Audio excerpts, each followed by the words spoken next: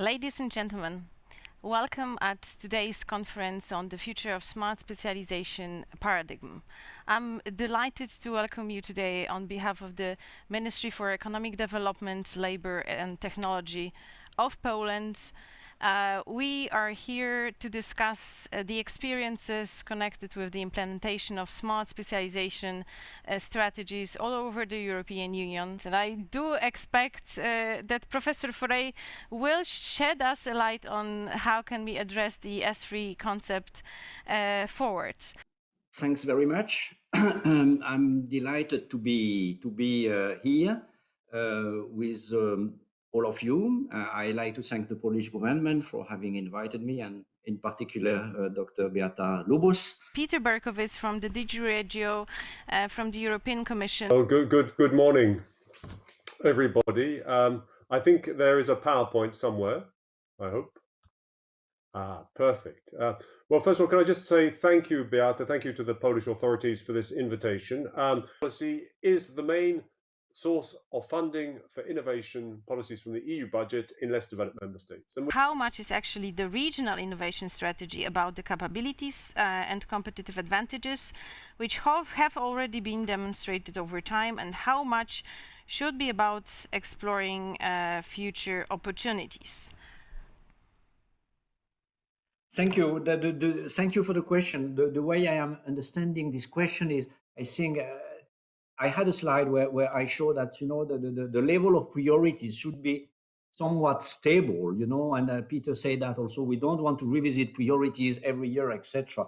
This help to the whole system to have some continuity, and this is very important. I totally agree with you. I think that the smart specialization concept has this experimentation actually embedded.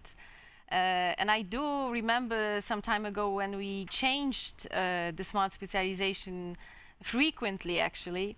We were addressed questions also from our colleagues in the House. So did you actually make several mistakes at the beginning? And we say, actually, no, it should be like that. I actually would be disappointed if we stick to things that were relevant some 3 years ago. So thank you so much for that. And the last question that was addressed by the audience is going to Peter. Peter, the question from Julia about how S3 is going to incorporate European research area and Green Deal developments, and especially with emerging technologies, structure shifts and consequent new specializations.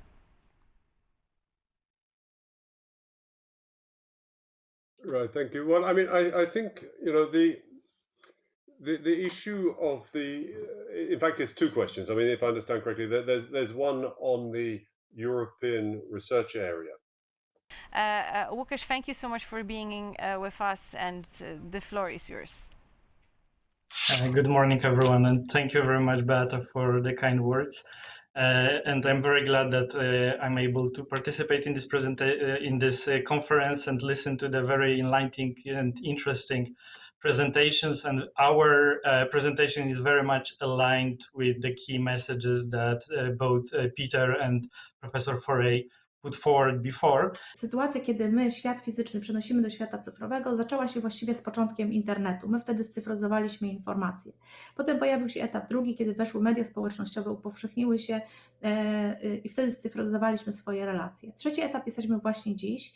To jest cała koncepcja digital twins, cały obszar internetu rzeczy, czyli cyfryzowanie fizycznego świata.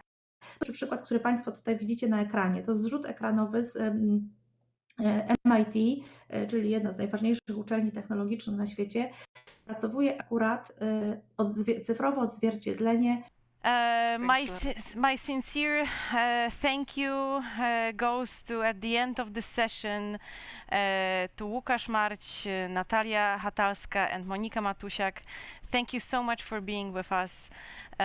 You contributed a lot with your work, with your ongoing work, and with your words today to the work on smart specialization strategy. I think not only in Poland, but also it was a huge contribution for the EU member state policymakers. So thank you so much for you being here with us today.